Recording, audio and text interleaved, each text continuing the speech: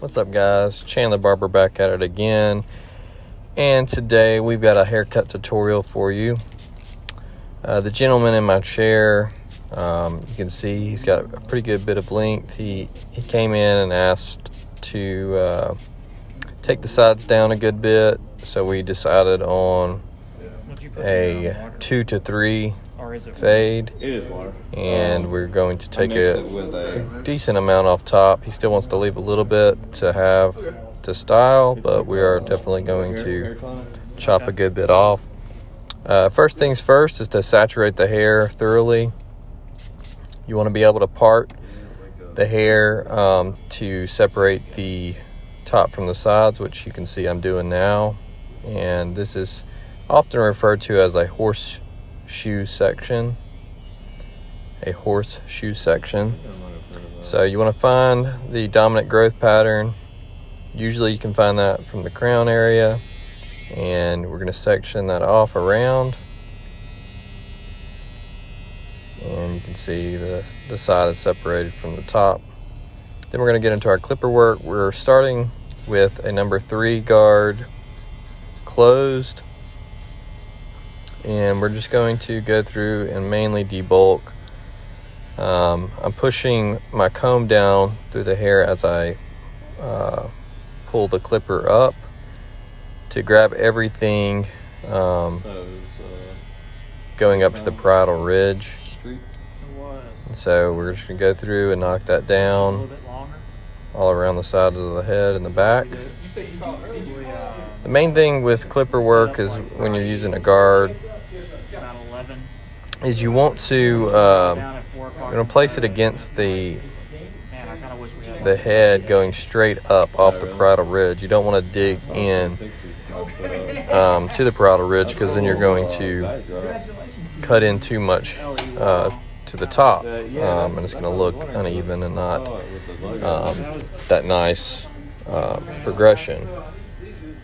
So as you can see, I'm just going up and off, not rounding it over into my top portion.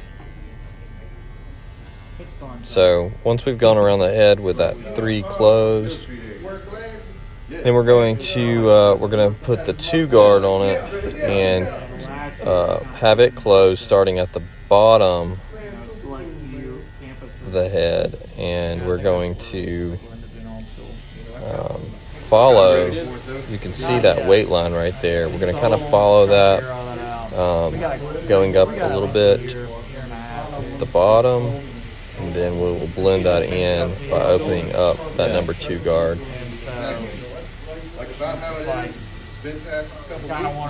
We are going to remove that weight line you see around the parietal ridge area by using our shears, and I'll show you that in a second.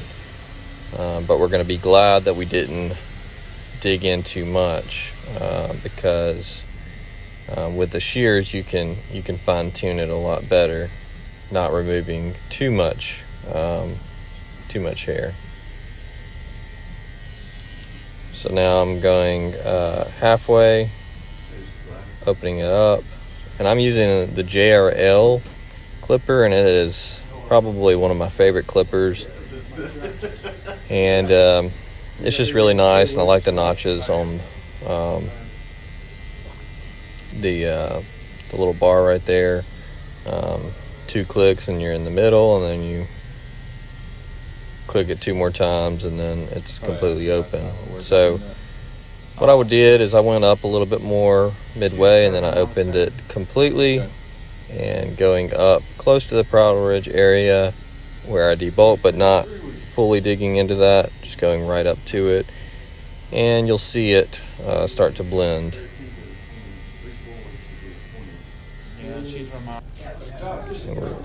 I didn't show the other side, but that's what you would do around the whole head. Now I'm going to start connecting that top section to the side, removing some of that weight and letting it blend really nicely.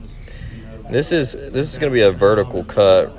You want to place your fingers tight to the head, and you're going to see where, what you cut with the clipper, and then what's poking out above that, but you want to follow that line. You want to go straight up following that line exactly to the length you've cut from the bottom.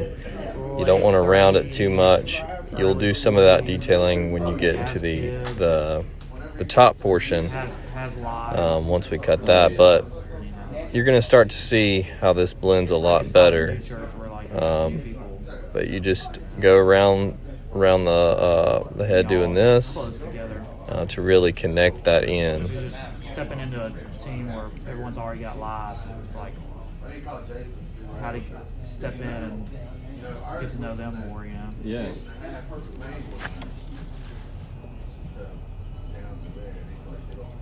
Didn't you go to church plant?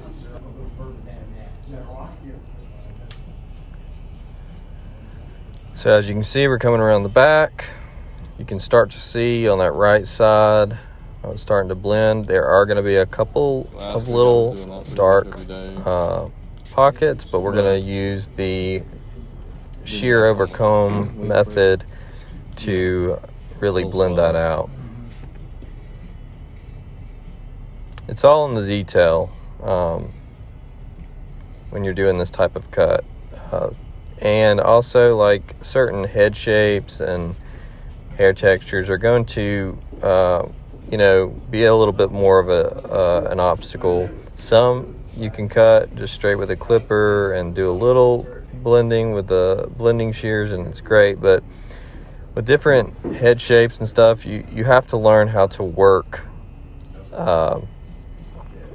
with what you've got. And so sometimes you use different techniques.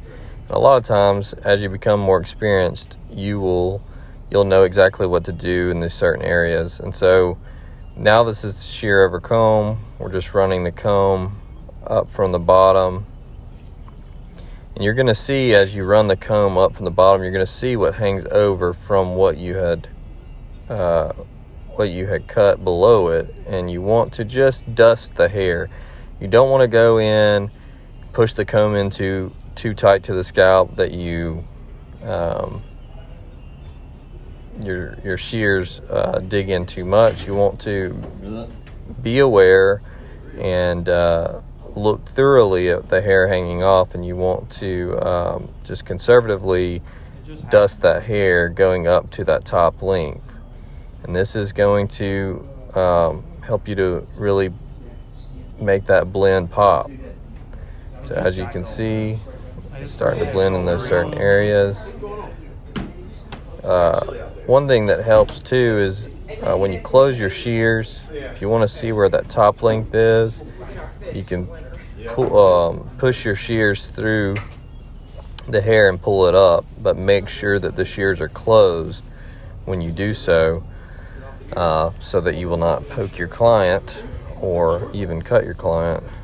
But you can see I'm going to do that here. I'm going to pull that top length up to see what I don't want to go past, and just go right under it. Make sure everything under it is leading toward that top length.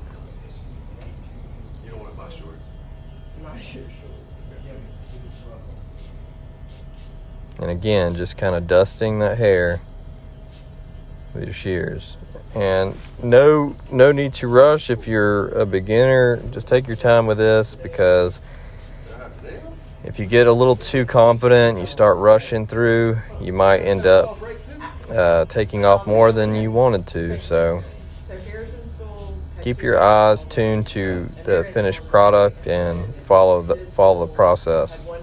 So as you can see, that's blended out really nice. Now we're going to get into the top to connect that in. I'm going to be taking a center profile section, so I'm pushing the hair all the way forward, and then I'm making a comb width in the center, down the center. I'm pulling a little bit of hair from that back portion, and I'm following that as a guide down the center of the head, and I'm pulling it straight up. Now as I get to the front of the head, I'm going to keep it pulled straight up, because I want to leave a little bit more in the fringe.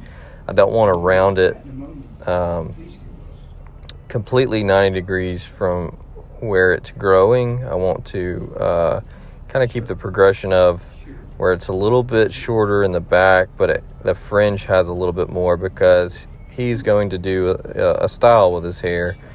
And if I rounded it off directly out from where it grows in the front, I'm going to end up cutting too much, and it's not going to look right when I style it. So as you can see, as I'm getting to the front of it, I'm just pulling it straight up.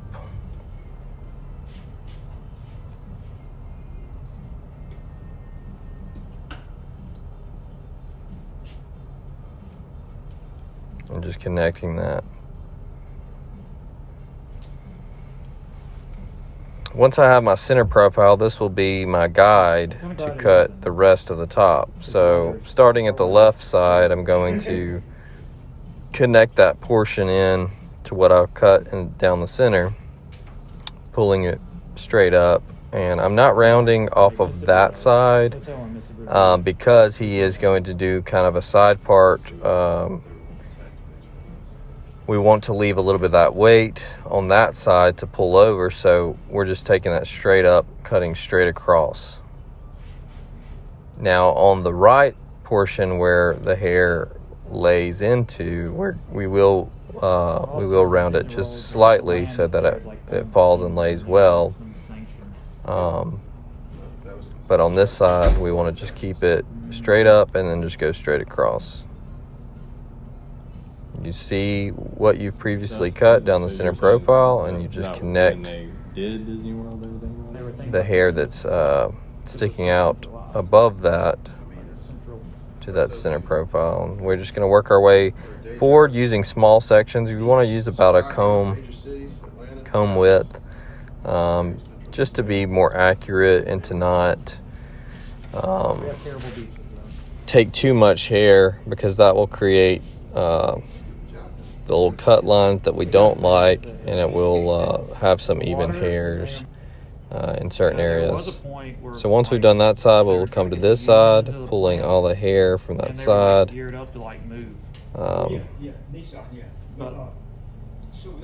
Up, grabbing that center profile, seeing our side length, and connecting that center portion to both sides.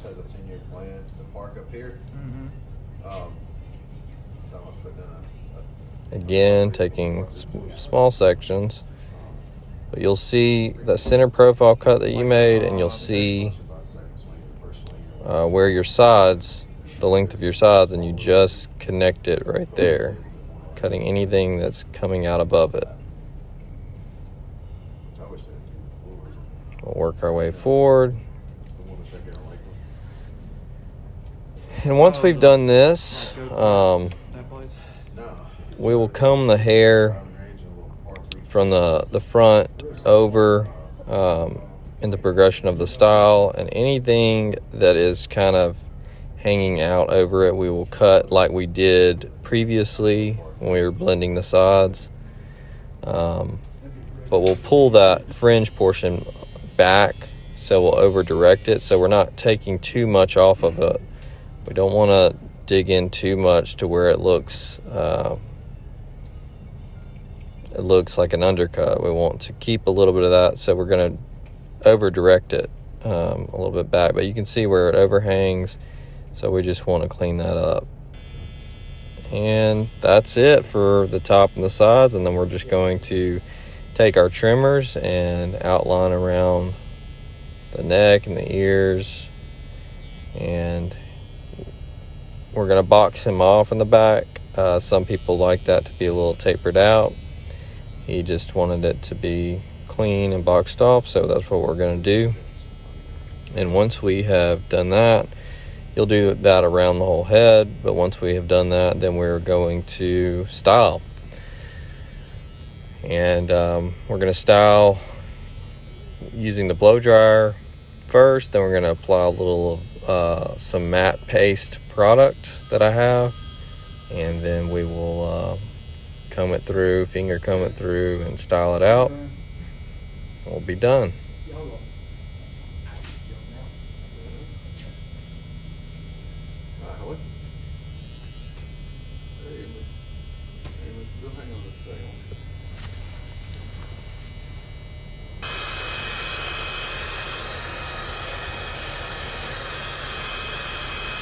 So we're pushing that fringe, using the blow dryer, pointing it at the lifted hair to give it some volume. I'll use my brush and kind of curl that fringe as well as I push the air at the lifted hair. You want to style in the progression of how you want the hair to flow. So just pushing that hair in that direction. And once we've gone through and gotten it dried out for the most part, it can still, somewhat be a little damp to help the product be applied. But we're going to try to dry it all out, and then we'll apply the product.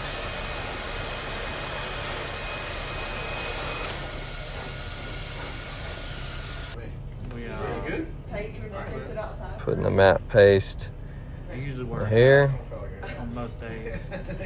We had a lot to cut off today. And we're in the process. I really like with a lot of these styles to do a finger comb. I might use the actual comb to get the product through one good time, but after that, I really like the way the finger comb looks because it gives it a little bit more texture, makes it look a little bit more natural. And looking at his hair and the style he was going for, decided to do that.